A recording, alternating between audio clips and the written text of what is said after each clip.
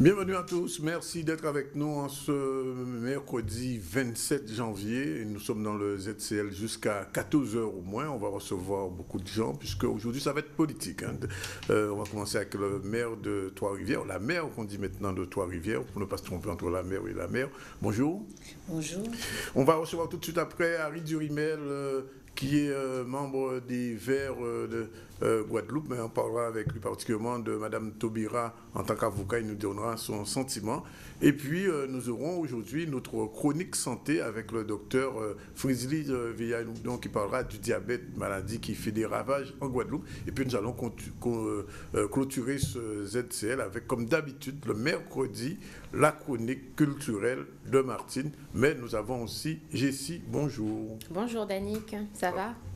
Ouais, ça peut aller. La grippe commence à me faire quelques petits soucis, mais enfin, en quelqu'un veut. Ah ben oui, il faut. Hein. Ouais. Quoi de neuf? Alors un temps fort aujourd'hui avec la démission donc de Christiane Taubira, mais on va enchaîner du coup sur les titres si tu veux bien. Tout à fait, tout à fait. Voilà. Alors la ministre de la Justice Christiane Taubira a démissionné ce matin du gouvernement. Je quitte le gouvernement sur un désaccord politique majeur. Je choisis d'être fidèle à moi-même, à mes engagements. C'est le message déposé ce matin sur le compte Twitter de l'ancienne garde des Sceaux. Vos réactions tout à l'heure suite à ce temps fort en politique. Et on va continuer donc avec la Martinique et la Guyane. Nouvelle collectivité territoriale rencontre des difficultés financières pour la mise en place donc de leur nouveau statut. Les présidents de région Alfred Marie-Jeanne et Rodolphe Alexandre ont rencontré la ministre des Outre-mer à Paris. Voilà, merci pour les petites Jessie. On va se retrouver tout à l'heure pour développer tout ça. On va commencer tout de suite avec Madame Vainqueur Christophe, qui est, il faut le dire, présidente de la SEM patrimoniale, mais aussi qui est surtout maire de Trois-Rivières. Comment se porte votre commune aujourd'hui? Elle se porte bien. Oui. Je crois que vous êtes également Trois-Riviérien, j'ai envie de dire. Ah ben oui, voilà. D'adoption au moins en tout cas. Vous avez vu un peu les changements, notamment au niveau, j'ai envie de dire, de la circulation, au niveau du stationnement, au niveau également du dynamisme de la commune. Oui. Je pense qu'elle se porte bien. Il reste encore beaucoup à faire. Par exemple. Continuer les travaux entrepris dans la revitalisation du centre-bourg, ce n'est pas fini. Voir comment faire que ces travaux-là puissent participer et favoriser également le maintien des commerces dans le centre-bourg. Ce sera toute notre difficulté. Et je pense qu'on doit pouvoir y arriver, mais il faut pouvoir maintenir nos commerces de proximité. Et c'est vrai que j'en ai parlé il n'y a pas très longtemps. Je suis un peu inquiète par l'arrivée d'un centre commercial pas très loin de chez nous. C'est officiel, oui. Ce centre commercial à Goubert? Je vais dire, se confirmer. Oui. Donc, on attend de voir. Et pour nous, ce serait un véritable désastre, il me semble, commercialement. Donc, voilà, mais la commune se porte bien. Et donc, le terrain de football, parce qu'on l'attend depuis des années maintenant. Le stade est quasiment fini. Oui. Nous sommes en train j'ai envie de dire, de finir les petits détails. Et puis, nous attendons que la pelouse en particulier puisse pousser, puisque c'est une pelouse qui n'est pas synthétique, c'est une pelouse naturelle. Donc, voilà. Mais le stade, je pense, sera livré dans le courant du mois d'août. Alors, je vais vous donner un témoignage, malheureusement pas enregistré, mais je vais vous le transmettre. C'est un Trois-Rivérien qui a quitté Trois-Rivières il y a une vingtaine d'années. Il me disait que la commune, la ville a augmenté sa population, 10 000 habitants maintenant à peu près? Non, moins, nous sommes à 9 000. 9 000? Enfin, ça a quand même augmenté. Oui, ça a augmenté depuis au moins une vingtaine d'années. Oui. Et il avait le sentiment quand même qu'il manquait un petit peu d'animation dans la ville. Et c'est ce que je dis, il faudrait voir comment animer la ville différemment, animer commercialement avec des petits commerces, permettre à des jeunes également de s'installer, ce qu'on n'a pas encore fait faute d'organisation, et de pouvoir effectivement dynamiser. Mais nous avons une politique culturelle qui est quand même très importante, avec une programmation sur toute l'année. Et c'est vrai qu'il y a des temps forts, on ne peut pas non plus avoir une animation toute permanente oui. Avec des temps forts, puisque la culture, c'est important, le développement culturel, mais ça demande également des moyens. Oui, et les moyens manquent? Mais les moyens manquent, comme partout ailleurs, parce que vous avez un budget à tenir, qui n'est pas évident. Et donc, on aurait toujours voulu plus de moyens, surtout qu'on essaie de garder une fiscalité un peu vertueuse, c'est-à-dire sans avoir à trop augmenter les impôts. Et donc, c'est vrai qu'on doit ne pas trop endetter la commune. Donc, oui, je pense que comme bon gestionnaire, on aurait toujours voulu faire plus. On essaie de nous limiter dans des manifestations trop importantes. Alors, vous avez dit tout à l'heure que vous trouvez désastreux la mise en place du centre commercial. Pourquoi ?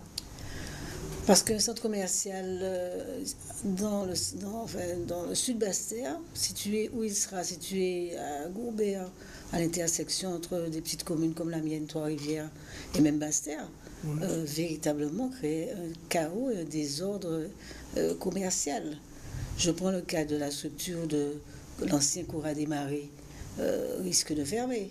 Mettez un supermarché avec un potentiel comme d'Estreland ou Millénis. À Goubert, il n'y a plus de petites structures comme les petits Ecomax, les petits Leader Price, les petits casinos qui véritablement participent à un commerce de proximité. Ça sera quelle enseigne, on sait déjà? Non, on ne sait pas, mais enfin, on entend que le plan... Continent, quelque chose comme voilà. Ça. Oui, en fin de compte, c'est le même groupe qu'un continent. Oui, donc on entend que le plan local d'urbanisme de Gourbert est modifié en ce sens, donc ce qui veut dire que le projet avance. Oui, le projet avance, ça va être dommage pour Trois-Rivières. Dommage, et pour tout le sud Basse-Terre, notamment pour Basse-Terre. Oui, en même temps, ça peut être éviter, du coup, à tous les habitants qui sont sur la Basse-Terre de descendre peut-être sur Bémao. On descend pour travailler à Bémao. Hein. L'activité, j'ai envie de dire, le travail se trouve souvent à Bémao. Donc on a déjà ces déplacements, je pense que ça ne change pas. Mais la Basse-Terre, on doit garder cette authenticité du sud Basse-Terre, il me semble, avec des petits commerces, avec des commerces de proximité, avec un autre développement que la Grande Terre qui a connu, avec des grands centres commerciaux, un développement différent. Oui. Et vous pensez que, par exemple, un cinéma dans la région de Trois-Rivières, entre Trois-Rivières et Capesterre, serait jouable? Oui, vous avez une petite structure à Capesterre qui fonctionne. Ça nous arrive même, nous, Trois-Rivières, de nous déplacer. D'y aller. Là, je viens de finir la réhabilitation de notre office de la culture. Oui. Le bâtiment de l'OSBF a été repris, il va être inauguré bientôt. On a une petite structure de 200 ou 220 places qui permettra d'avoir des activités, des spectacles, des activités théâtrales, enfin des petites activités. Et je pense que ça, c'est important. Il faut conserver ces lieux dans le sud Basse-Terre de proximité. Alors, monsieur Carl Ouman Bassette, que vous connaissez bien, fera bientôt une conférence sur l'histoire de la commune. Il se plaint tout le temps qu'au niveau du travail sur les Amérindiens, que la commune ne soit pas assez impliquée. Oh non, je ne sais pas si on peut dire ça comme ça. Monsieur Bassette se plaint parce que ça ne va pas assez vite pour lui. Oui. Mais c'est vrai que depuis 2008, on a véritablement tourné notre développement autour de cette histoire amérindienne et de nos origines. Oui. Et également de la richesse archéologique. Mais c'est vrai que comme tout scientifique, comme tout historien, il trouve que ça ne va pas assez vite et il voudrait surtout qu'on aille dans la même dynamique que lui. Oui. Je crois qu'on a fait beaucoup. Nous avons des événements exceptionnels comme les rencontres d'art et d'histoire que nous allons avoir cette année en fin novembre. Ce sera la quatrième édition qui ont permis effectivement qu'à Trois-Rivières en particulier, qu'on s'approprie ce patrimoine-là. Cette année, on a toujours travaillé en collaboration avec Carl Ouman Bassette sur ça. Et c'est vrai que tout le monde connaît un peu les scientifiques et les historiens. Ils ont leur démarche qui n'est pas la nôtre. Oui. Et je pense qu'il nous a beaucoup aidé dans ce cadre-là, dans cette histoire-là. Et ce que je voudrais surtout avec lui, c'est faire que sa mémoire puisse être retranscrite et que nous puissions garder les traces et de tout ce qu'il a déjà fait comme ce qu'il a déjà fait, voilà. Oui. Je vous fais remarquer qu'il a été notre invité d'honneur par 2 fois dans le cadre des rencontres d'art et d'histoire, ce qui montre bien la place importante qu'il conserve dans notre patrimoine. Il y a le collège également, le centre de ressources qui porte son nom, le centre de ressources Carl Ouman Bassette. Donc on a vraiment fait beaucoup pour pouvoir que son travail, mais il faut aller plus loin dans le cadre ne serait-ce que de garder ses écrits et de garder ses recherches. D'accord. Alors, parlons un peu du mémorial, puisque vous êtes présidente de la SEM patrimoniale qui dirige, qui a été à l'origine de ce bâtiment et qui dirige jusqu'à maintenant ses destinées. Alors, je vous dis un petit peu toutes les rumeurs un petit peu fantaisistes qui circulent. La SEM le mémorial peut fermer, etc., etc. On a entendu hier M. Chalus qui est allé ouvrir le ministère de la Culture, proposer d'avoir un peu plus d'argent pour pouvoir gérer, maintenir en activité ce mémorial.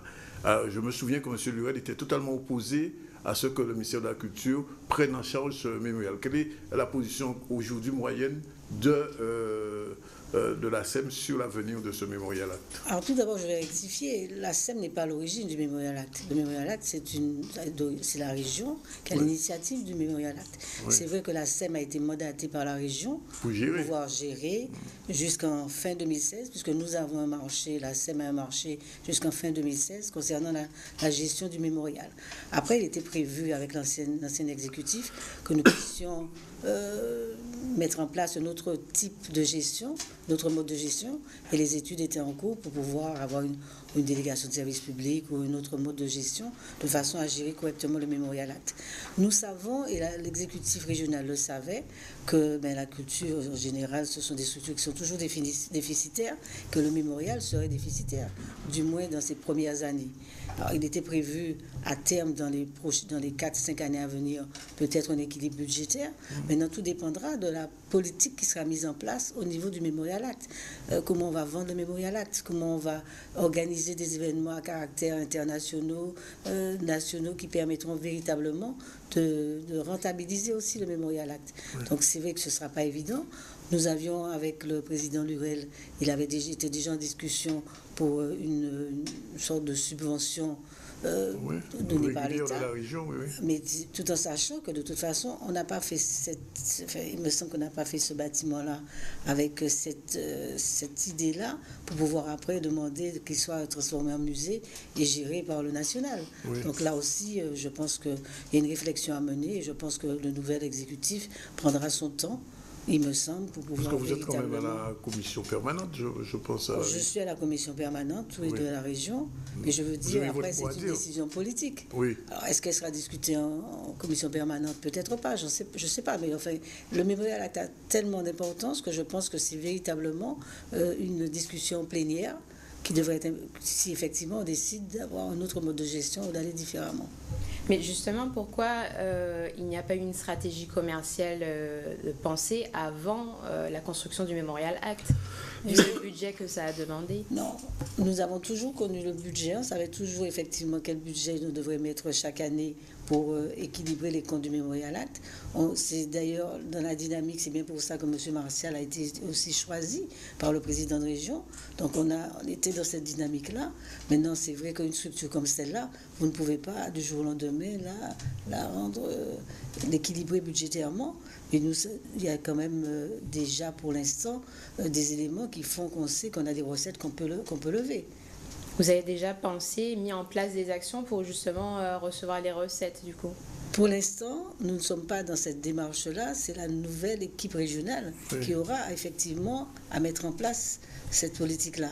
Nous étions, nous, dans la première gestion, c'est-à-dire la première année de gestion, d'ailleurs, c'est pour ça, faire connaître. Donc, il fallait mettre les choses en place, dynamiser les différents... Puis voir le mémorial déjà, comment nous, Guadeloupéens, on percevait, on recevait le Mémorial Act et comment les autres également, dans les autres pays, le percevaient. Et on se rend compte que, ne serait-ce qu'au niveau touristique, c'est véritablement maintenant un moteur de notre développement touristique. Donc je crois qu'on doit mettre tout ça en balance pour voir comment, même si c'est une structure déficitaire, comment ce déficit-là peut effectivement Mais la culture est toujours déficitaire, dit-on. C'est ce que je dis, la culture est toujours déficitaire. Donc on prend ce risque-là tout en sachant qu'effectivement ça apporte tellement plus au pays que c'est important que ce mémorial existe. Donc, j'imagine que vous allez peut-être solliciter une plénière sur cette question. Est-ce que ça mériterait que vous posiez la question à l'exécutif qui est en place en ce moment? Mais tout dépend des orientations qui seront données par l'exécutif. Pour l'instant, moi, j'entends comme vous des choses. J'entends qu'on a discuté de ça avec le Premier ministre. J'ai entendu par la presse. Maintenant, je pense qu'il doit y avoir un rendu aux élus que nous sommes, afin que nous puissions un jour discuter du Mémorial Act, de sa gestion et du mode de gestion surtout, et surtout des orientations qu'on veut donner à ce bâtiment. Oui, et parce que c'est un bâtiment qui est effectivement d'une grande importance, comme vous le disiez, touristique, qui commence à être connu à l'étranger. Qui commence à être connu à l'étranger. Et on a vu comment sa présence nous a placés déjà au niveau du New York Times, également dans tous les autres pays. Alors, par ailleurs, la présidente du conseil d'administration de la SEM que vous êtes devra un moment passer la main, c'est ce qui est prévu? Ah si, normalement c'est prévu.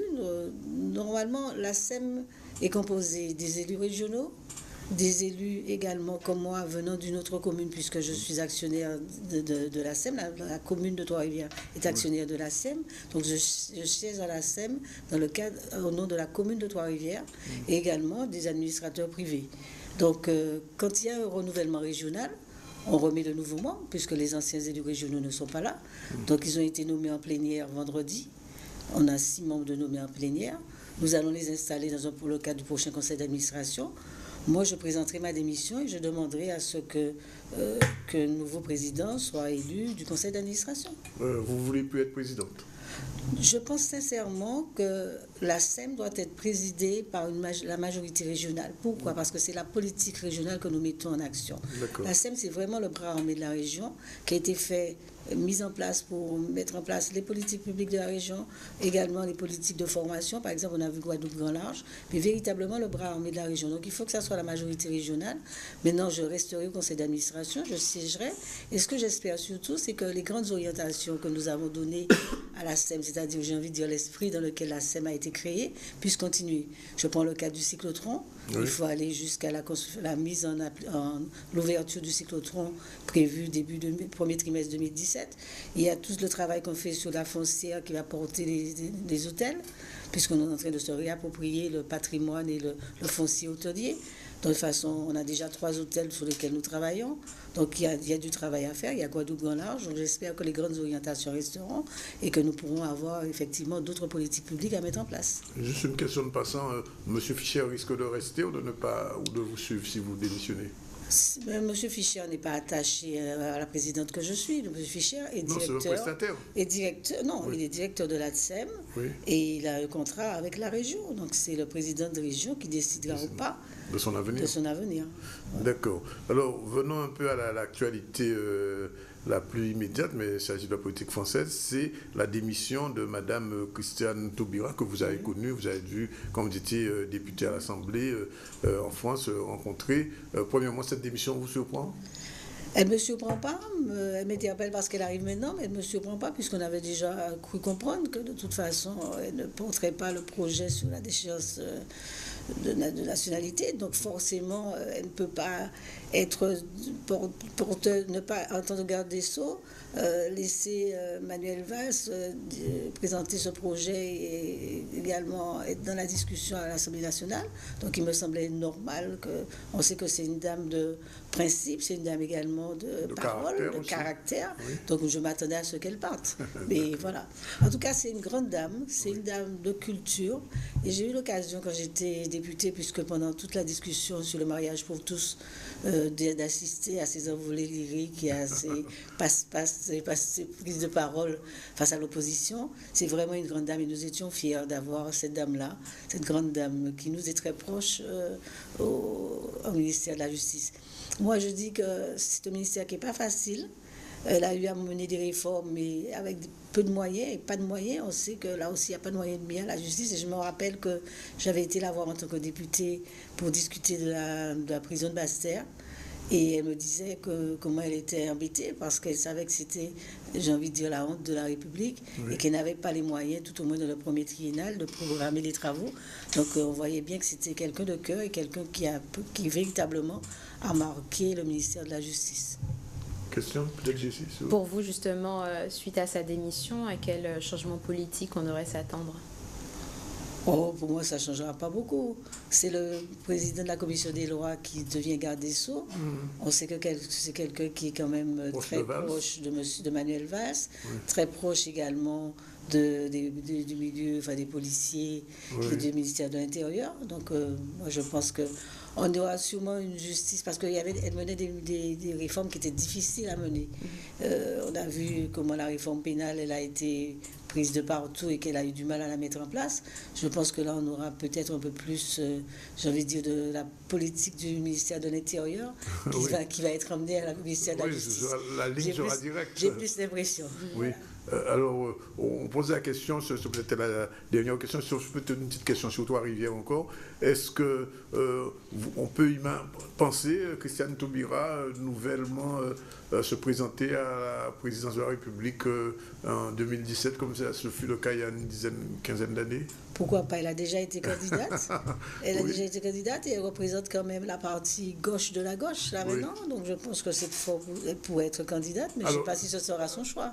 Alors la socialiste que vous êtes, si elle se présenterait, vous auriez plutôt Hollande ou plutôt Taubira? Alors je n'ai pas encore réfléchi à cela, mais ça dépend. Ça dépend de ce qui est présenté. En tant que femme, j'imagine qu'il y aura un penchant pour elle.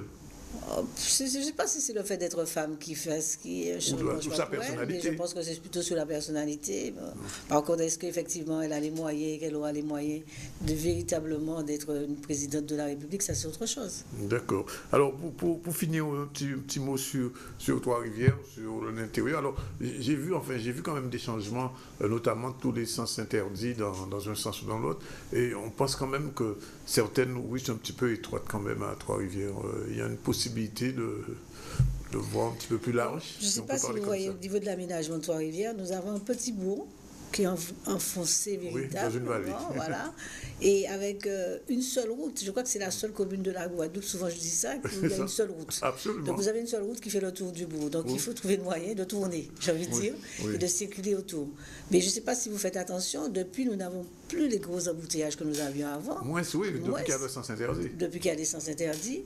Maintenant, il faudra trouver, donc dans le cadre de la révision du plan local d'urbanisme, nous avons mis déjà, dans le cadre des premières approches, nous avons déjà réservé des emplacements de façon à pouvoir faire quelques petites routes transversales pour pouvoir amener d'un coin à l'autre du bourg de Trois-Rivières.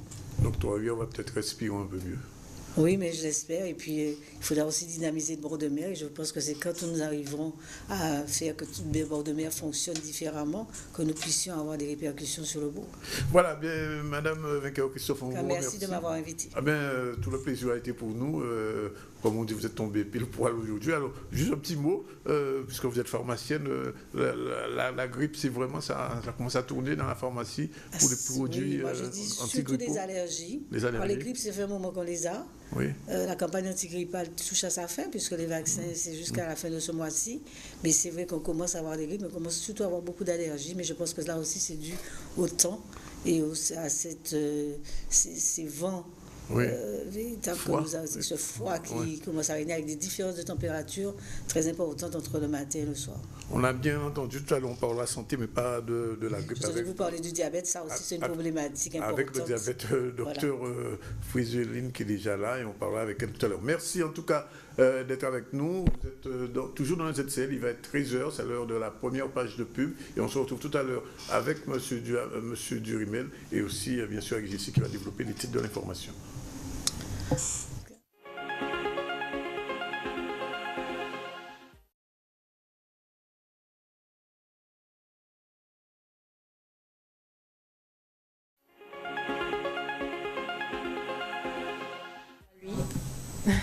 C'est la une de la presse nationale aujourd'hui. La garde des Sceaux, Christiane Taubira, a démissionné ce matin du gouvernement. Selon ses messages diffusés sur Twitter, c'est avec fierté qu'elle quitte le gouvernement. Elle sera remplacée par Jean-Jacques Urvas, qui était du coup président de la commission des lois. Icône de la gauche, la ministre a suscité pendant 4 ans exaspération et admiration. Quel est le bilan à tirer de ce mandat et à quel changement politique devons-nous nous attendre? Reportage tout de suite avec Nicolas Hachi et Sarah Rinaldo. Madame Taubira a des convictions de gauche fortement ancrées, donc des convictions sociales, des convictions humanistes. Et donc, elle a pu considérer, c'est un vrai débat, mais elle a pu considérer qu'elle ne pouvait pas, eu égard à ses origines également, à ses convictions qui sont ancrées depuis très longtemps, porter au nom du gouvernement un projet de loi qui ne correspond pas à ce qu'elle pense, à ce qu'elle est et à l'image qu'elle projette. Donc, quand on est dans cette position-là, eh bien, normalement, on doit tirer des conséquences et dire je ne peux pas continuer à supporter un gouvernement qui propose un texte qui est en opposition totale avec mon être profond. En tant que garde des Sceaux, on peut dire c'est une dame qui a fait preuve de beaucoup d'énergie, de dynamisme, de bonne volonté. Elle a porté des textes importants, notamment le mariage pour tous, qui a été quand même un élément fondateur, on apprécie ou pas, mais en réalité c'était quand même un texte qui a changé la société française et qui va la changer pour les années à venir. Sur le plan des réformes qu'elle a engagées, elle a courageusement essayé de réformer la justice pénale. Elle a mis en chantier la justice du XXIe siècle, qui est en cours. Elle a essayé d'engager des constructions de nouvelles places de prison, parce qu'on sait que en France, mais singulièrement en Guadeloupe, les centres pénitentiaires sont déjà au maximum de leurs possibilités et qu'il y a peu de place en réalité pour les personnes qu'on envoie en prison. Ce que nous pouvons lui reprocher en tant qu'avocat, c'est qu'elle a malheureusement abandonné un peu le terrain de la justice au ministère de l'économie et des finances. Et sur certains dossiers, notamment sur la réforme des professions réglementées, dont la nôtre, eh bien, elle n'avait pas la main. C'était M. Macron qui avait la main. Sur la question de l'aide juridictionnelle qui nous a contraints à mener un combat en fin d'année dernière, elle n'avait pas trop la main. C'était également M. Macron qui avait la main. Donc, elle a abandonné certaines compétences, certaines prérogatives au ministère de l'économie. Alors, est-ce qu'elle avait les moyens de s'opposer à cette ligne politique-là? Peut-être pas. Peut-être que également, ces contraintes-là, ces obligations-là l'ont poussée à la démission. Peut-être qu'il n'y a pas que la question de la déchéance de nationalité, qui est peut-être la partie la plus visible, la plus emblématique, mais il y avait certainement des difficultés à occuper tout le terrain du ministère de la Justice. C'est une femme qui est brillante. Eh bien, elle renvoyait peut-être à d'autres le miroir de leur médiocrité. Et donc, par conséquent, on ne lui a pas pardonné un certain nombre de choses qu'on aurait peut-être pardonné à d'autres. Vous savez qu'elle a été l'objet d'attaques racistes à plusieurs reprises. Elle a fait front, et comme elle dit, elle résiste. Et elle a choisi de résister en quittant le gouvernement. C'est un choix que je respecte et je rends hommage donc à la femme politique qu'elle est, à la domienne.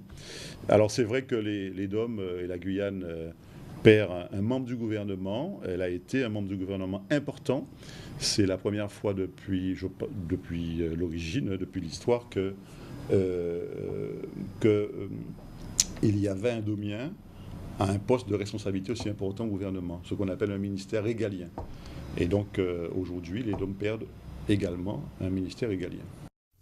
13h06 et on reçoit Harry Durimel, leader des Verts Guadeloupe. Bonjour Harry Durimel. Bonjour la Guadeloupe. Alors, première réaction à la démission de Mme Taubira. Eh bien, de visu comme ça, une anti-guyanaise, si on peut dire, une guyanaise tout court qui démissionne, une femme en plus, on a l'impression que c'est difficile pour les femmes et difficile pour ceux que nous sommes d'être dans un gouvernement. Pour nous, c'est une grande perte, malgré certaines critiques dont elle a pu faire l'objet de notre part nous-mêmes en tant qu'avocats.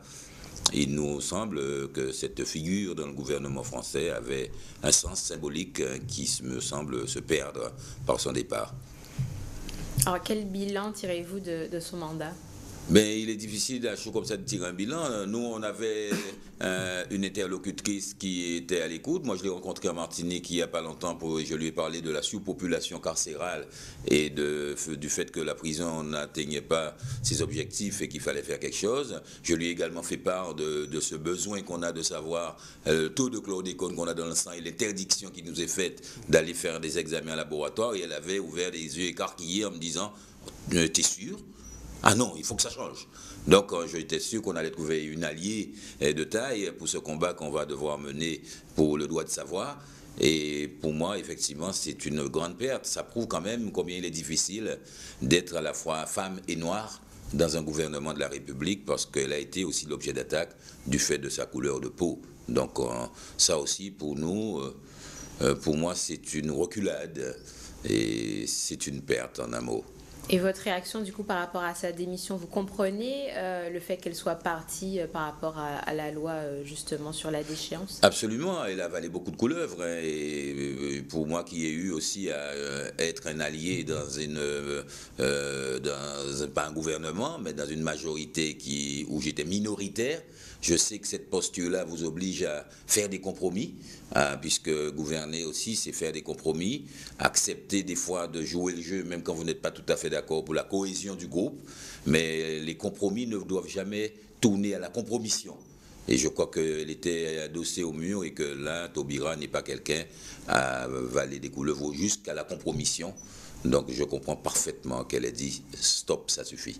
Alors, est-ce qu'on peut dire, du point de vue du gouvernement actuel, on va dire qu'ils ont un peu cédé à la droite, parce que vous savez que la droite et l'extrême droite poussaient beaucoup aussi non pas vers une démission, mais vers une sortie même de Christiane Taubira du gouvernement français? Je ne sais pas s'il l'a fait pour plaire à la droite. Je sais que le gouvernement est un peu désemparé face à une situation exceptionnelle, parce que personne ne conteste que la France vit des jours difficiles et dans un état d'insécurité tel que chacun cherche ce qu'il faut.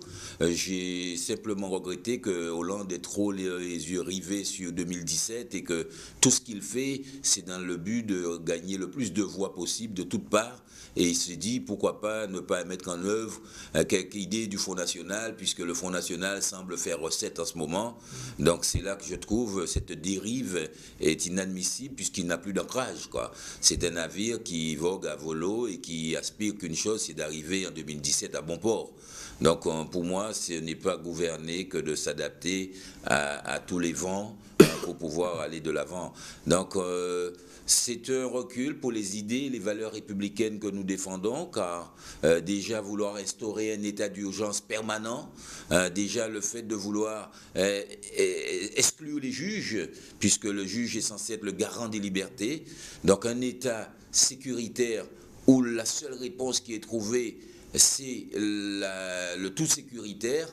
Pour moi, ce n'est pas la réponse, parce que il est temps qu'on se pose la question des causes aussi, puisque nous n'avons aucun dirigeant mondial qui arriverait à une sorte d'homme providentiel, tel Gandhi, qui viendrait avec une réponse autre à cette situation de violence et à la lutte contre les idées de Daesh. Moi, je crois que ce n'est pas que la violence. Il est temps qu'on se pose la question de savoir comment la République peut faire que des enfants de la République, des Français, n'aillent pas mourir pour de telles idées. Il faut se demander quel désespoir qui peut causer de telles dérives et se réduire à prôner une mesure de déchéance de nationalité qui va générer des inégalités, puisque c'est une des valeurs fortes de la République qui prône égalité, liberté, égalité, fraternité. Renoncer à cet idéal-là, pour moi, c'est un échec. Et loin de lutter contre ceux qu'on qualifie de barbares, pour moi, c'est aussi un déclin de nos valeurs que de tourner le dos à l'idée d'égalité, de sanctionner les gens différemment selon qu'ils aient une ou deux nationalités. On ne peut pas être d'accord avec ça quand on est pris de liberté et attaché à l'état de droit. Alors justement, par rapport à la loi de déchéance de nationalité, normalement, elle doit toucher uniquement les terroristes, enfin, ceux qui sont poursuivis à cause d'actes terroristes. Les binationaux ou ceux qui sont nés en France mais qui ce sont de bons citoyens ne seront pas touchés par cette loi normalement. Moi, je me pose la question de l'utilité de cette loi et de sa dangerosité, puisque c'est dangereux que des Français terroristes en fassent un tri entre ceux qui ont deux nationalités et ceux qui n'ont qu'une seule nationalité. Ce n'est pas l'égalité républicaine à laquelle je suis attaché. Par ailleurs, on constate que cet état d'urgence a déjà des dérives. On arrête des écologistes, des agriculteurs bio, des personnes qui sont suspectées dans leur région et qui sont déjà dans le collimateur des gendarmes ou des politiques de leur région, se voient placés en garde à vue. Sur 3500 assignations à résidence, il s'avère que même pas un dixième n'est justifié, quoi. Donc, pour moi, il y a un risque. Je vois le plan Vigipirate qui avait été instauré en 1995, qui était censé être temporaire, provisoire, est devenu un état pratiquement permanent. Vigipirate, on est en vie en état de Vigipirate permanent. Donc l'avocat que je suis, le défenseur des droits et des libertés, ne peut pas arrêter d'être la sentinelle qu'on doit être face à toute dérive sécuritaire. Moi je comprends, je peux vous dire que j'ai de moins en moins envie d'aller à Paris parce que notre vie est exposée et être à un café tranquillement prenant un verre, c'est un signe de bravoure aujourd'hui. Donc je ne peux pas dire qu'il faut rien faire. Mais justement, quand je m'interroge, est-ce que la peur de perdre son passeport français va arrêter quelqu'un qui est à un tel point de désespoir qu'il est prêt à mourir pour en tuer d'autres? Je penserais plutôt à tenter de lutter contre le mal par le bien. Mais vouloir lutter contre le mal par le mal, c'est pas ma philosophie. Il nous faut un leader charismatique pour le monde. Obama n'a pas été celui-là. Il faut que quelqu'un intervienne pour faire comprendre que ce n'est pas en allant lâcher des bombes sous ceux qu'on qualifie de terroristes qu'on va régler le problème, parce que nous, on met en danger nos citoyens ordinaires, parce qu'eux, ils n'ont pas d'avion pour venir lâcher des bombes à Paris. Oui. Donc, ils ont des personnes fanatisées, téléguidées, qui sont prêts à les tuer, qui sont déjà à Paris, oui. Qui sont déjà dans le ventre de la bête, comme on dit. Et donc, pour moi, chaque fois que j'entends que hier soir, on a lâché 1000 bombes en Syrie, je me dis, ils vont trouver un petit qui va venir lâcher quelques balles, quelques kalachnikovs sur nous dans le métro. Donc, est-ce qu'il ne faut pas quelqu'un qui soit au-dessus de tout ça? Puisque hier, l'Iran, c'était un ennemi, aujourd'hui, l'Iran est un ami, dès lors qu'il y a des opportunités de faire des dollars. Ce monde a besoin d'une autre gouvernance. Je vous dis, je me prends pour un rêveur. Je me dis que, attendez, mais on ne voit pas que ça nous mène à la catastrophe que d'aller lâcher des bombes sur la tête de ces gars-là, alors qu'ils ont des gens qui, en réponse, demain prennent un taxi et se font exploser avec le taxi. Absolument. Harry Durimel, on va vous libérer puisque vous avez d'autres exigences. Juste une dernière question, un petit peu plus politique. En 2002, Christiane Taubira s'était présentée à la présidentielle. On se souvient que Jospin avait laissé entendre que c'était un peu de sa faute s'il avait perdu. Vous pensez qu'elle peut remettre ça? Moi, vous savez, la première chose à quoi j'ai pensé quand elle a démissionné, je me suis dit, cette dame, il faut qu'elle se présente à la présidentielle. J'ai très envie qu'il y ait une candidature qui sorte de l'ordinaire, et je pense qu'elle peut fédérer les progressistes, les personnes, les humanistes, parce que progressiste, je ne sais pas si ça a du sens. Je crois que, à mes yeux, elle ferait une meilleure candidate que Cécile Duflot. Oui, d'accord. Oui. En tout cas, merci Harry Durimel d'être venu spontanément à notre antenne. On continue le journal et ici, je crois qu'on a d'autres réactions sur la démission de Christiane Taubira. Exactement, Danick. On continue avec le développement lié à la démission de Christiane Taubira. Ce n'est pas une surprise pour Victorin Lurel. Pour lui, Christiane Taubira a marqué l'histoire politique. Notre correspondant Maurice Cessé, justement, était avec lui à Paris. Tout de suite, ses réactions. On parlait depuis déjà quelques temps. Si j'ose dire, c'était un départ qui était un peu annoncé. Christiane a choisi de démissionner au lieu d'être, démise. Et donc, on l'attendait un peu. On le sait, Christiane Taubira est une femme de grand talent, de grande culture, j'allais dire d'immense culture, qui est armée de très fortes convictions.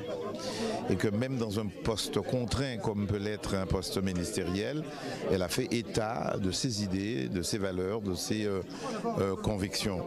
Et donc, j'imagine, après un accord avec le président de la République, elle a donc préféré partir. J'ai lu son tweet où résister, c'est parfois rester, résister, c'est parfois aussi partir. Et que, bon, pour le confort de tous, la dignité de tous, priorité à l'éthique et au droit. Je résume un peu ce qu'elle a pu écrire. Elle laisse une belle œuvre, un gros travail de réforme de la justice française, avec une priorité donnée au pénal. Elle n'a pas fini la justice des mineurs, mais elle laisse là des textes forts. Et elle laisse des textes emblématiques qui marqueront l'histoire, si j'ose dire, de la République, les valeurs sociétales.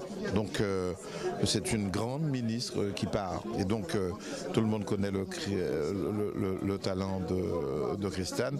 Elle ne manquera pas de rebondir. Donc salut à la grande dame et comme je l'ai dit, à la femme d'Ubud qu'elle a toujours été. Cependant, la droite et le Front National semblent se réjouir de ce départ. Depuis son arrivée à ce poste, c'est le troisième personnage dans la hiérarchie gouvernementale. Garde des Sceaux, ce n'est pas rien, compte tenu de ses origines, de sa couleur, de ses convictions. Elle a été très fortement combattue par le Front National et par la droite, il faut le dire. Elle a été victime d'un racisme assez inacceptable. Enfin, le racisme est toujours inacceptable, mais elle a été poursuivie, persécutée par ces critiques-là. Elle a prouvé que dans la tempête, elle savait tenir. Elle a tenu la barre de la justice avec donc le talent et la force qu'on lui connaît. On peut tout dire. Christiane Taubira ne laisse pas indifférent. Et donc elle a travaillé, elle a porté de grands textes, elle en portait encore, elle a estimé qu'elle ne pouvait pas porter le texte sous la déchéance, donc elle a préféré partir. Et on continue toujours donc sur le développement avec la démission de Christiane Taubira. Selon un sondage de l'IFOP paru le 10 janvier de cette année, 54% des Français étaient favorables au maintien de Christiane Taubira donc au gouvernement. Sa démission est subite mais sans surprise. Quelles sont en Guadeloupe vos réactions face au départ de la garde des Sceaux? Tout de suite, un micro-trottoir avec Harold Luce et Maxime Morel. Je pense que c'est une très bonne initiative de sa part parce qu'elle a résisté à ses opinions et je pense que vu tout ce qui se passe dans le gouvernement depuis son investiture, je pense que pour elle ça a été un moyen déjà de rester, déjà je pense qu'elle a très bien combattu pour ses opinions et que maintenant elle tire sa révérence avec ses propres opinions et elle a résisté, donc je pense qu'elle a bien fait son travail, je suis d'accord avec sa démission. Moi, franchement, rien en particulier, franchement. Est-ce que vous pensez qu'elle a été une bonne garde des Sceaux pendant ces 4 ans? Non. En plus, la loi pour les homosexuels, ça, franchement, ça ne m'a pas plu. Voilà, c'est mon opinion. Voilà. Bon, je pense que si elle est partie, elle avait ses raisons. J'imagine qu'au niveau du gouvernement, elle devait avoir un petit peu de mal à continuer. Et voilà. Alors la réforme que je retiens principalement, c'est celle du mariage pour tous.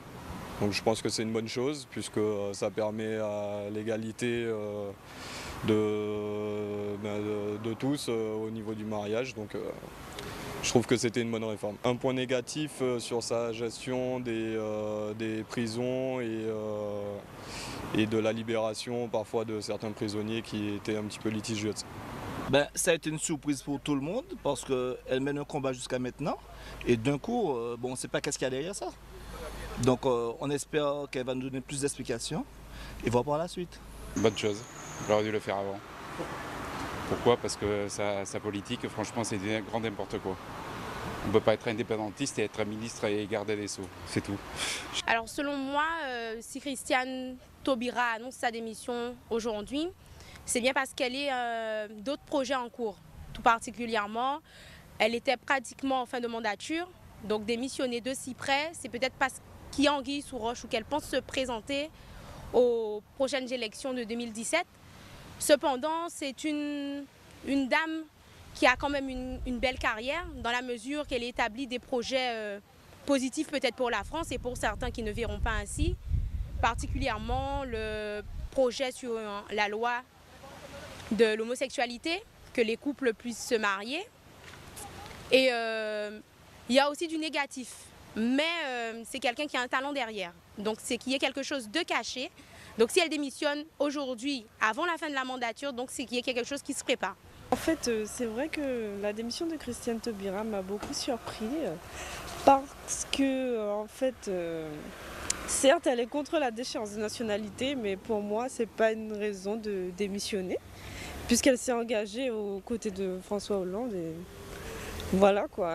Certes, elle peut défendre ses opinions, mais de là à démissionner, moi, je suis contre. Et puis une dernière information, une dernière brève sur cette démission, Jessie. Alors, dans un communiqué de presse donc publié aujourd'hui, le président de région Guadeloupe, Harry Chalus, salue avec émotion la décision de l'ancienne ministre de la Justice.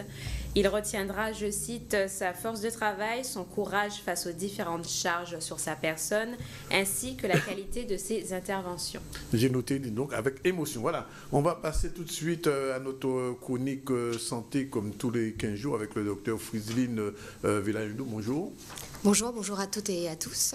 Alors, il y a 15 jours, on avait parlé du diabète, de l'alimentation, quand on a mangé, qu'on a le diabète. Cette fois-ci, on va voir un peu la médicamentation, c'est bien ça, oui. Sur le diabète. Je veux bien y arriver. Alors, quand on est atteint de diabète, quelles sont les formes de médicaments qu'on peut utiliser quand on est diabétique ?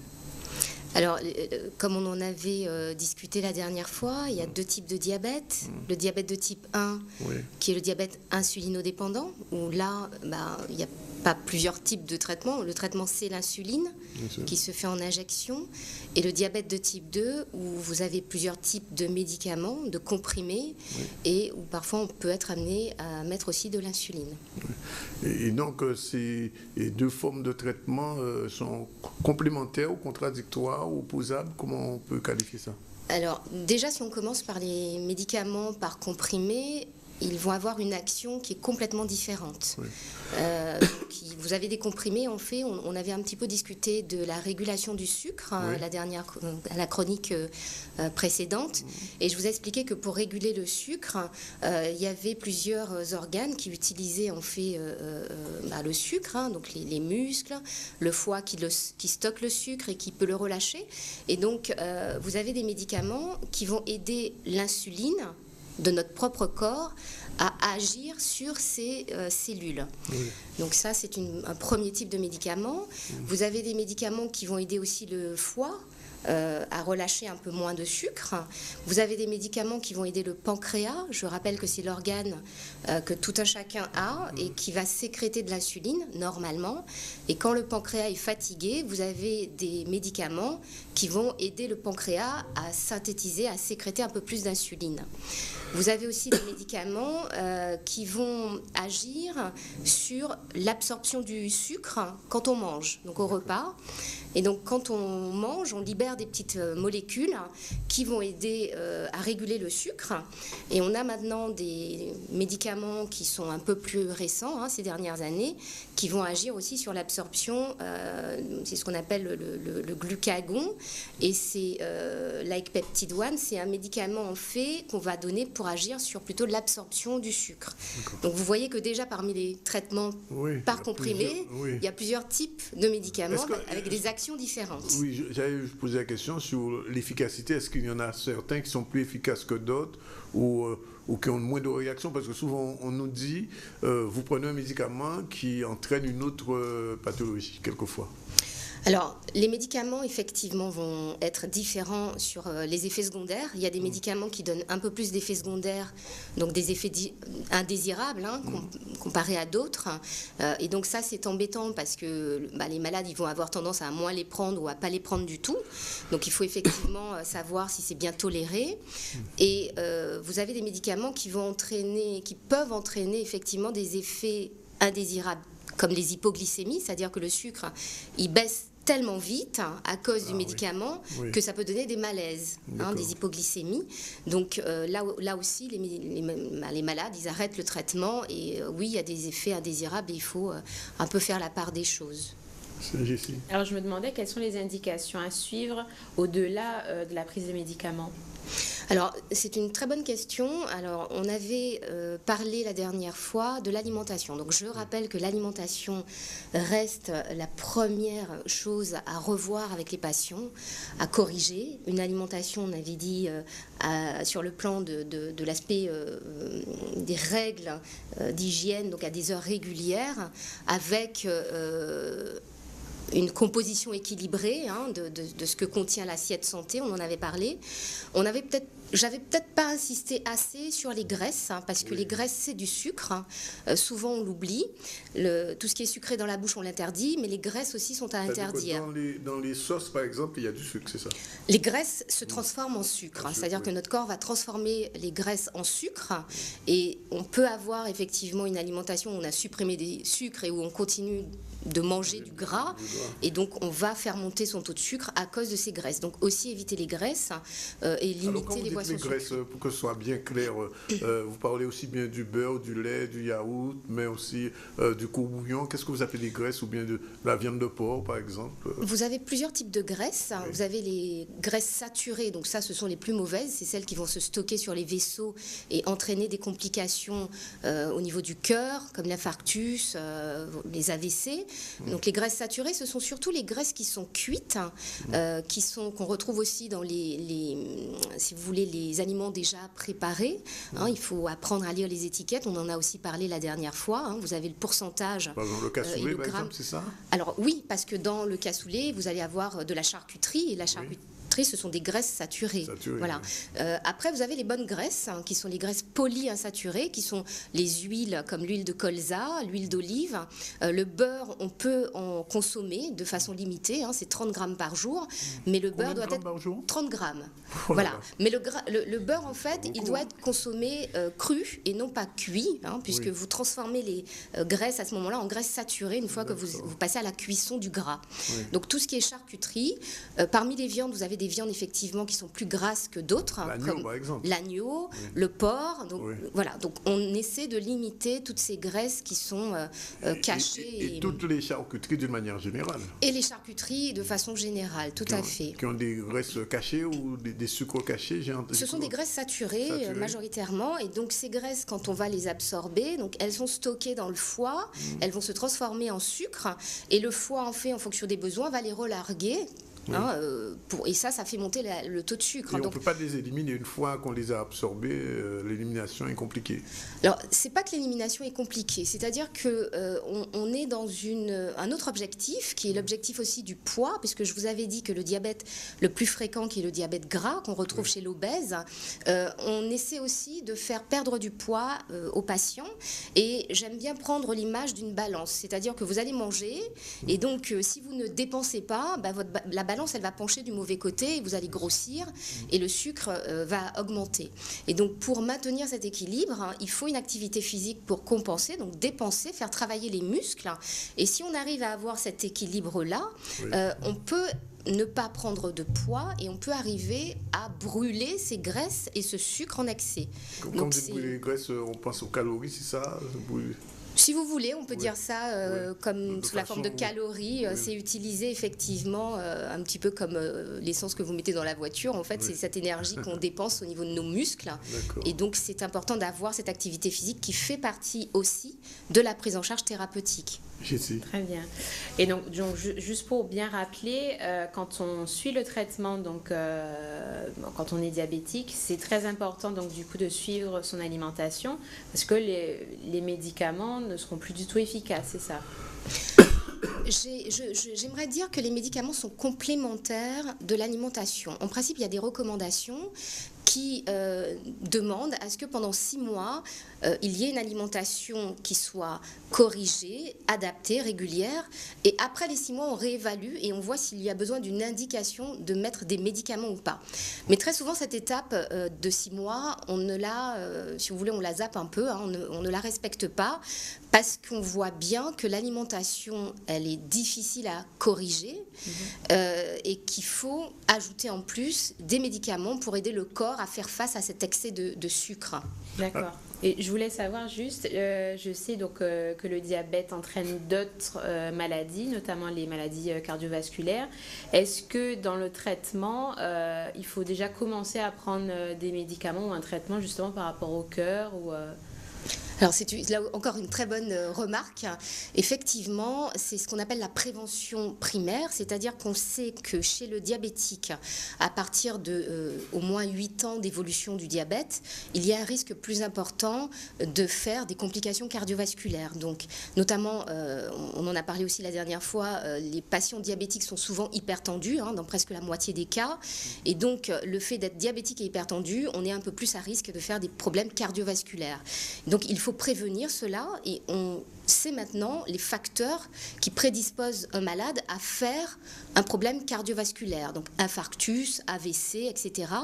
Et donc on bilante, on regarde le taux de cholestérol, on a des objectifs de cholestérol à atteindre et si le patient qui n'a pas encore fait de problème cardiovasculaire n'est pas à ce seuil, on est effectivement enclin à débuter un traitement par des médicaments pour faire baisser le taux de cholestérol, même si ce patient n'a pas d'hypercholestérolémisme. Donc c'est de la prévention primaire.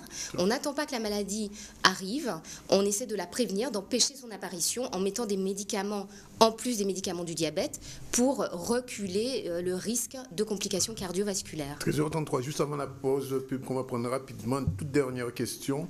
Les malades ont le choix entre l'insuline et d'autres médicaments. Est-ce qu'il faut les orienter vers l'une ou l'autre solution ? En général, les diabétiques de type 2, on commence toujours par les comprimés.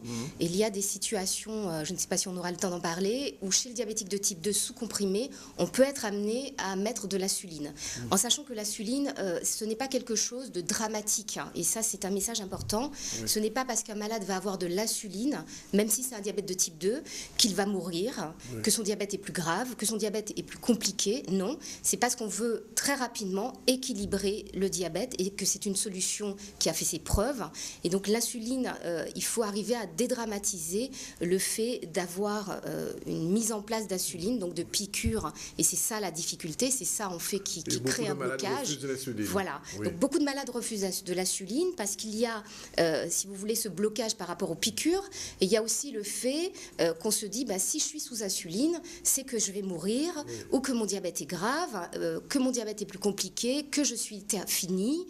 Et ce message, maintenant, il faut qu'on arrive à faire comprendre à la population que nous, médecins, quand on décide de mettre de l'insuline, c'est qu'il y a un réel besoin pour le corps de mettre de l'insuline, de réguler très rapidement le taux de sucre. Et c'est un passage qui est parfois transitoire. Ça aussi, c'est important de le dire. Voilà, c'était donc cette chronique sur le diabète avec le docteur Fritzline Velayoudon. On va retrouver dans une quinzaine de jours et cette fois-ci on parlera du diabète et des grossesses. Tout à fait. Diabète et grossesse.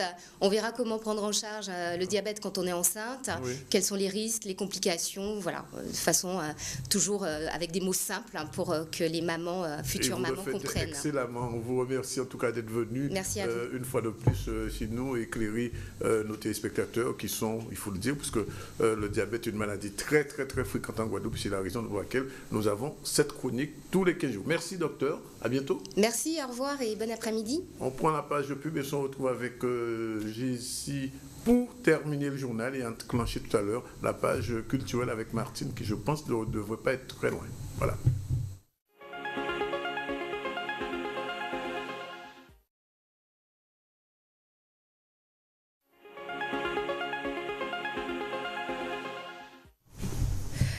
Et on continue donc avec le développement de l'actualité, les 13h41.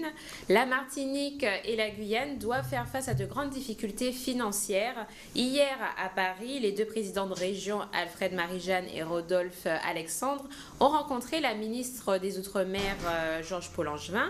Il était question d'aborder plusieurs sujets, notamment les situations financières donc des deux collectivités territoriales nouvellement créées, et trouver des solutions avant mars 2016. Notre correspondant sur place, Maurice Cessé, tout de suite a rencontré donc le président de région, je vous dis, Rodolphe Alexandre. De Guyane. De Guyane, voilà. Nous avons abordé plusieurs sujets. Nous avons abordé la PPE, notamment sur le mix énergétique, la biomasse, l'hydraulique, les modalités en termes de réalisation, le calendrier. Nous avons abordé la continuité territoriale. Nous avons abordé également la situation financière de la nouvelle collectivité et puis d'une manière générale les garanties financières qu'on attend au niveau donc, du pôle bancaire, la Caisse des dépôts, l'AFD, de façon à nous permettre de garder à flot l'investissement sur le territoire et en même temps de préserver les emplois au sein de la CTG. Et puis d'autres éléments tels que l'Europe, le port de Guyenne, etc. Disons que la situation financière héritée de l'ancien Conseil général a considérablement dégradé l'outil. Je pense avec beaucoup d'autres que l'outil en soi est inédit, il est efficace, il permet d'avoir un seul interlocuteur, il permet de court-circuiter, on va dire, des dépenses publiques qui se chevauchaient.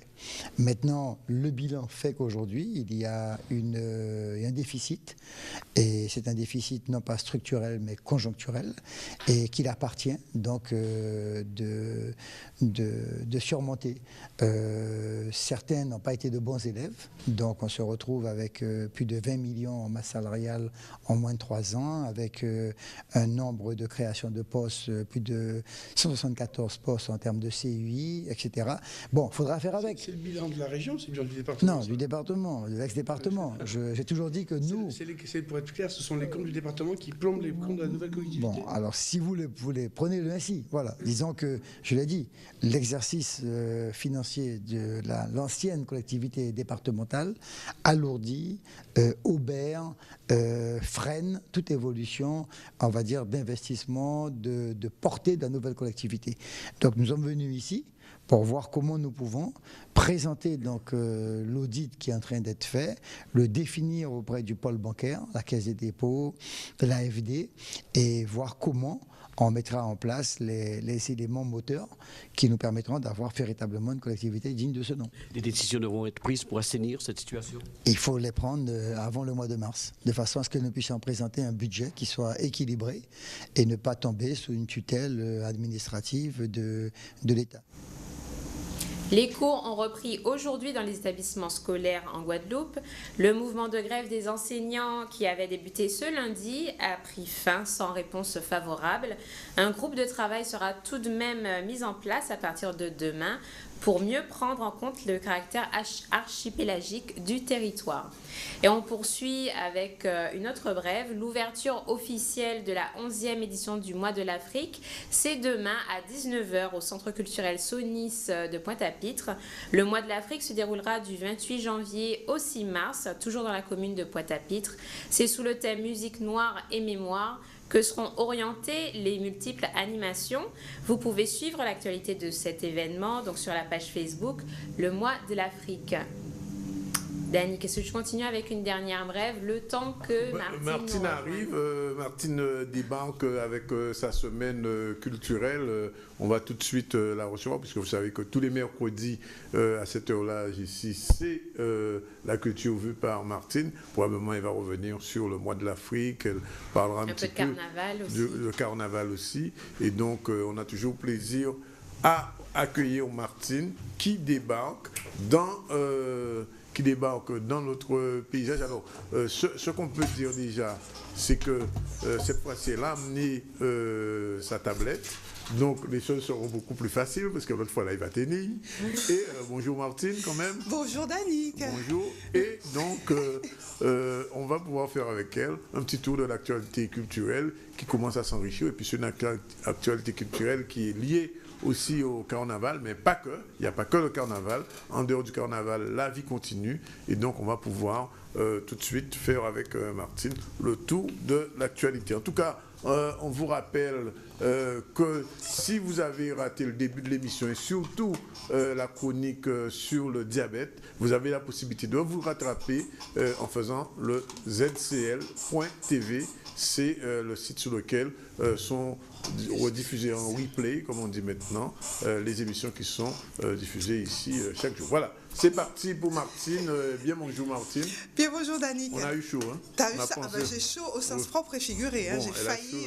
Elle a chaud la Martine. Ah oui. Elle va faire son chaud. Des petites contrariétés qui ont gêné ma venue. Oui. Mais ça n'empêche que je te trouve très beau. Mais qu'est-ce que c'était distingué. Voilà. Wow. Je progresse.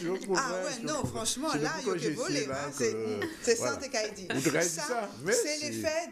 Double Jessie. Tu sais, il y avait le double effet qui se coule, c'est l'effet double Jessie. Son sourire et l'effet qu'elle produit sur toi. Tu vois ça? C'est magnifique. Ah, oui. On ne faut pas que tu partes, ça veut dire. C'est vrai ça, c'est vrai. Je vais essayer de ne pas partir trop souvent. Tu vas essayer. Alors Martine, bonjour à nos téléspectateurs et puis pour mon fan club, désolé.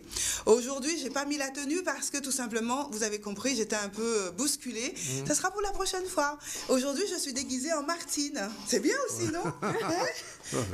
D'être naturel. Alors, qu'est-ce que je vais vous dire cette semaine? Tiens, dans ma rubrique, c'est mon avis. Eh bien, je vais faire portrait du jour. Petite photo surprise. Je suis allée assister au vœu du PCG. Attends, ça, je suis pour l'instant juste dans mon sommaire rapide, mais on reste dessus. Ensuite, dans le Zap culturel, je vais clôturer le monde du carnaval et cette fois-ci, je vais parler de l'Afrique. On va aller à Cap Town. Oui. Vous connaissez? Cape Town? Oui, yes. On est je suis allé déjà. Hein? Je connais. Tu connais, vous connaissez, c'est bien ça. Oui. Et puis, ça ne sera pas par hasard non plus que je parlerai dans le Big Event du mois de l'Afrique. J'ai une chronique aujourd'hui, on y est, on est en plein dedans, elle est liée. Puis en plus de ça, je ferai même un petit plat africain, le aloko. C'est aloko. C'est bon. C'est bon ça, hein? C'est bon. C'est bon. Oui. Et puis voilà, on va terminer par un agenda si on a le temps. La photo du jour, je vous l'ai dit, j'ai assisté donc au vœu du PCG et je trouvais ça intéressant de prendre une photo qui m'a semblé être symbolique. Symbolique parce que 3 personnages. 3 générations. 3 générations et 3 générations de secrétaire général au sein du Parti communiste guadeloupéen. C'est très rarement, voire jamais, qu'ils étaient réunis, ces 3-là ensemble. Il s'agit donc de Guy Danint, qui a été... qui est au milieu, voilà, et qui a occupé cette fonction de 1970 à 1987. Tout à fait.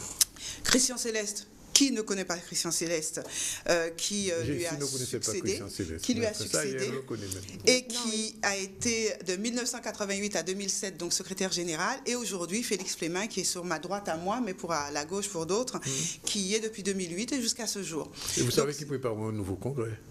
Oui, absolument. Et on ne sait pas si ce sera encore Félix Flemin. Ah, ça, je n'ai pas été... ce que je peux te dire, c'est que ce jour-là, lors des vœux, moi j'ai récupéré 2 choux paumés énormes que j'ai achetés là-bas sur place parce que c'était en Canada et il y avait qu'à vendre choux, mais ces choux-là, ils étaient grossés à ça. Hein. C'est des choux communistes? C'était pas des choux communistes, mais c'était des choux paumés. D'accord. Bon, soit dit en passant, on continue avec le Zap culturel. J'espère que vous appréciez cette photo. C'est vraiment un scoop. Non, c'est une photo historique. C'est une photo historique. C'est moi qui l'ai faite. Et elle va probablement être publiée dans le... Dans l'Étincelle. Dans l'Étincelle de la semaine prochaine. Que j'ai découvert hier. Je ne connaissais pas ce journal. C'est pas vrai. Oh, c'est pas possible. Ne te laisse pas faire. Ne te laisse pas faire. Je suis pas guadeloupéenne. Ne te laisse pas faire parce que tu sais, il induit des choses comme ça. Bon, alors, il connaissait l'Étincelle. Zappon, culturel, le carnaval, suite et fin. On a fait le carnaval en Guadeloupe. On l'a fait donc dans tous les pays du monde. Mais je n'avais pas encore proposé l'Afrique. Et là, on s'est arrêté à Cap Town. Donc, dernier volet qui traite du carnaval. Nous allons dans ce pays mythique qu'est l'Afrique. Et puis, c'est le carnaval à Cape Town, là? Oui, c'est celui qui... On dirait la Guadeloupe. Alors, mais évidemment, on y nègue, hein, là. Surtout, c'est la Lassa. C'est le Coon Carnaval qui est un événement annuel à Cap Town. Et il prédomine par ses couleurs, par le nombre d'enfants, par le nombre de participants également. Et c'est juste après l'apartheid. Oui. En fait, c'est un carnaval qui a complètement été investi par les touristes et les locaux d'ailleurs, parce qu'il représente pour, en tout cas, les gens de la ville, un véritable héritage culturel. Et vraiment, ils font en sorte que ce carnaval vive à travers la musique, à travers la danse, à travers les expressions. Les enfants, ils sont très, très, très présents. On y joue des airs populaires. Il y a des troupes, je pense, qui sont passées là dans les photos, avec donc des vrais orchestres. Et il se fait le 2 janvier. de chaque année. Voilà, c'est un événement très très populaire qui rassemble énormément de personnes. C'est la même période que nous à peu près. À peu près, sauf que c'est sur une journée, hein, ce carnaval-là. Donc voilà, les gens campent sur le trottoir dès la nuit pour pouvoir assister au carnaval, pour participer à la mise en place des gazebos, qui sont des gens, on fixe tout le long également des petits chapiteaux pour protéger les gens pendant le carnaval. Il y a des matelas gonflables sur place. Voilà, on apporte de la nourriture pour tenir toute la nuit et rester là, camper pour assister au carnaval et y participer de toutes les manières possibles. Et surtout pour pouvoir avoir une bonne position pour voir le carnaval. Voilà, donc si vous avez la possibilité de passer par là, eh bien n'hésitez pas à aller voir ce carnaval. C'est le 2 janvier, c'est quelque chose d'extraordinaire. Il est extrêmement bien situé parmi les carnavals qui se font partout dans le monde, de par ses couleurs, par sa diversité, par la musique qui y est jouée et par la manière dont le public s'est approprié ce moment-là. Voilà, vous avez vu les belles images. Effectivement, on pourrait se croire effectivement en Guadeloupe, mais non. On est dans le sud africain. Voilà, et il a pris vraiment toute sa dimension. Voilà, c'est le sud du sud. Il a vraiment pris toute sa dimension après l'abolition entre guillemets de l'apartheid. Voilà. Le Big Event, je vous en ai parlé, le mois de l'Afrique, on y est, c'est quand même là aussi un événement important dans notre culture aujourd'hui. C'est un événement qui a déjà commencé depuis qui commence le 28 janvier. L'ouverture officielle, c'est demain. C'est demain, le 28. Je dis qu'il y a déjà parce que le temps passe si vite. Jusqu'au 6 mars 2016, Musique Noire et Mémoire est cette année le thème. Et ils ont invité la griotte Fatih Kouyaté, qui est l'invité de cette édition. L'ouverture officielle, on vient de le dire, est prévue donc au Sonis à 19h demain. Vous y serez, Martine? Très probablement. Oui. Donc, je ne vais pas vous donner, mais pendant tous les chroniques des semaines à venir, je vous donnerai au fur et à mesure des petites dates, mais sachez que l'ouverture c'est demain, jeudi 28, il y aura du Boulaguel avec Yves Toll, il y aura donc Sakitar, le groupe Sakitar. Il faut rappeler aussi que l'entrée est libre pour permettre au maximum de personnes d'y participer. Vendredi 29 janvier, il y a une pièce de théâtre qui s'appelle L'étrangère, qui sera jouée à l'amphithéâtre Méro, à l'Université des Antilles au campus, à Pointe-à-Pitre. Là, il y a une entrée qui est payante à 15 €. Le samedi 30, deuxième édition du congrès Diaspora qui se tiendra Haïti, Histoire et Mémoire de la musique. Ça sera à Pointe-à-Pitre, comment je dis des bêtises, mais à Subdeco, à l'école Subdeco, c'est la rue Isaac. Et je m'arrêterai au dimanche 31 janvier, suite du congrès qui s'est tenu donc à Subdeco. C'est cette fois-ci un deuxième thème qui va être abordé et qui sera traité en conférence, louanges, chants, etc., avec des invités également qui seront là. Et là également une entrée qui sera libre. Voilà, vous aurez, je pense, je vous mettrai toute la liste des dates également sur mon site. Et surtout le site de ZCL, je vous promets de le faire, ce qui n'est pas toujours le cas. La dernière fois, je n'ai pas fait en temps et en heure. Mais là, comme tout est déjà écrit, je vous le ferai et vous aurez donc tout le programme.